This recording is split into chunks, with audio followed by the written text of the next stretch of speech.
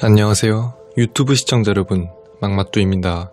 이번에 알려드릴 사건은 부산 부전동 여주인 사건에 대해 알려드리겠습니다. 아직까지도 범인을 잡지 못한 채 미제 사건으로 남아있습니다. 2010년 10월 1일 평범한 금요일이었습니다. 버킹검이라는 모텔에서 근무하는 김모 씨는 평소처럼 10시 45분에 모텔로 출근을 했습니다. 그날따라 항상 출근할 때마다 카운터를 지키며 자신을 맞이하던 모텔 사장인 이 씨가 보이지 않았습니다. 김 씨는 어디 볼일 보러 갔구나 라고 생각하며 별 생각 없이 일을 시작할 준비를 하고 있었습니다. 시간이 지나도 모텔 사장 이 씨가 보이지 않았고 모텔 객실에 필요한 비품을 보관하고 창고로 쓰고 있는 101호의 문을 열려고 했지만 굳게 잠겨 있었습니다. 김 씨는 카운터로 돌아가 열쇠를 찾아보았지만 찾을 수가 없었습니다. 김 씨는 자신이 버킹검 모텔에서 일하기 시작할 때부터 101호실은 단 한 번도 잠겨있지 않았는데 굳게 잠겨있는 모습에 더욱 이상하게 여겼습니다. 일단은 문을 열기 위해 열쇠 수리공을 불렀습니다.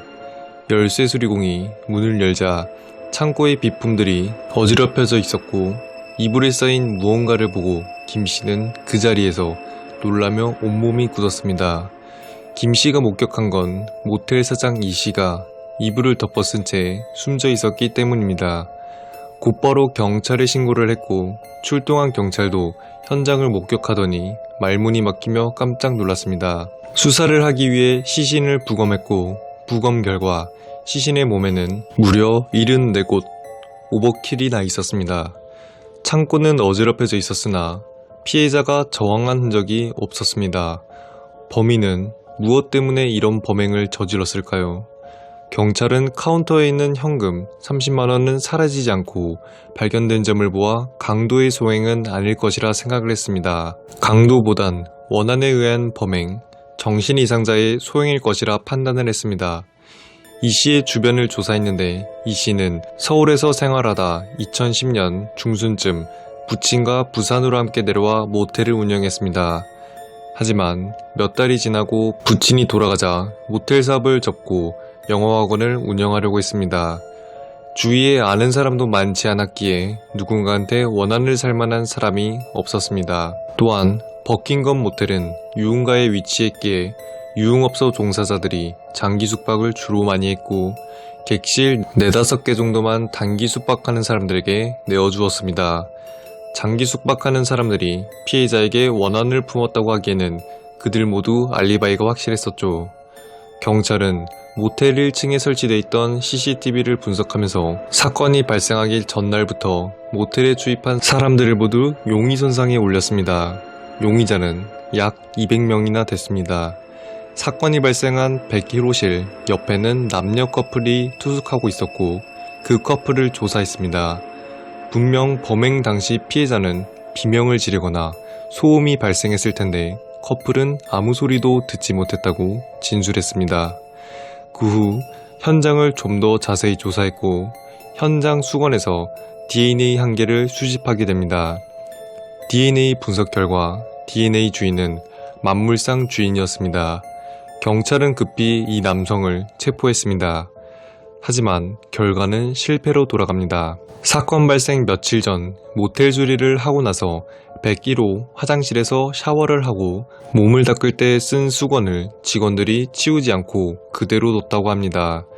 알리바이도 있고 거짓말 탐지기에서도 진실이 드러났습니다.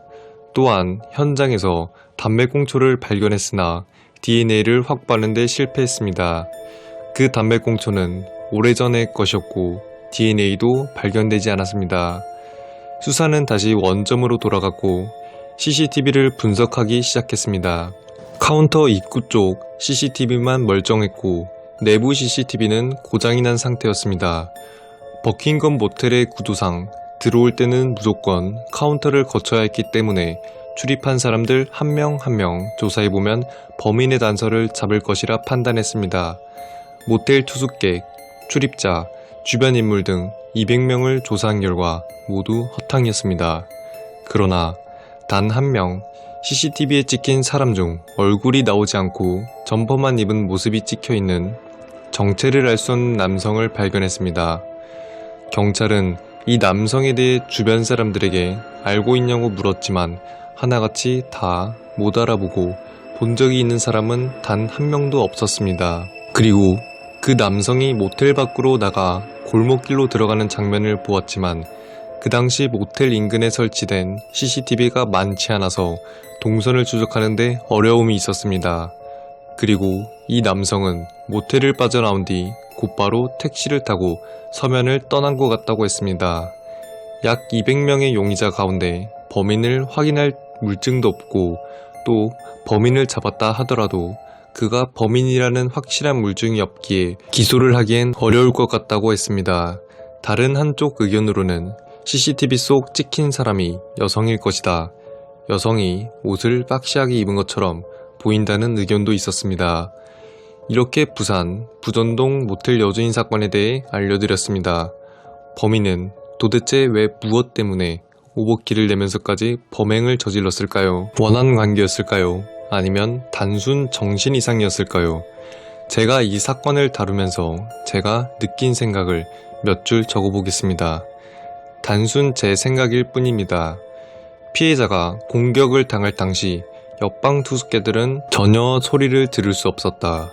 그렇다면 범인은 피해자를 창고 안으로 유인 후 소리를 못 내게 입에 무언가를 물려서 범행을 저질렀다는 소리인데, 투숙객이 필요한 비품 또는 모텔 객실에 대한 항의를 하다가 평소에 열려있다던 101호실 안으로 유인 후 화를 참지 못하고 입에 무언가를 물려 소리를 내지 못하게 한 다음 우발적으로 범행을 저지른 게 아닐까 하고 조심스레 생각을 해봅니다. 또 하나, 김씨 직원은 매일 반겨주던 모텔 사장이 안 보이고 평소 절대 잠겨있지 않던 문이 잠겨있는데 모텔 사장에게 연락 한 통 없이 바로 열쇠 수리공을 불러서 문을 열고 현장을 목격했다고 했습니다. 보통이라면 열쇠가 안 보이면 사장에게 먼저 연락을 하는 게 맞지 않을까 하고 조심스레 생각을 해봅니다. 마지막으로는 모텔을 정리하던 중이라고 했는데 운영을 시작한 처음과 정리하려던 사이에 누군가와 의견이 갈라져 원한을 품고 범행을 저지른 것이 아닐까. 또한 내부 CCTV가 고장난 것을 알고 있었다면 면식범일 확률이 높고 어떠한 증거도 안 남겼으니 계획적일 것이다 라고 조심스레 생각을 해봅니다. 이 사건 속 CCTV에 찍힌 남성을 추적해서 범인이든 아니든 간에 알아내야 사건이 조금 진전이 있지 않을까 합니다. 여러분들의 생각을 댓글로 적어주시길 바랍니다. 이번 영상도 시청해주셔서 감사하며 여러분들의 좋아요와 구독은 저에게 큰 힘이 됩니다. 지금까지 망고맛 두부였습니다.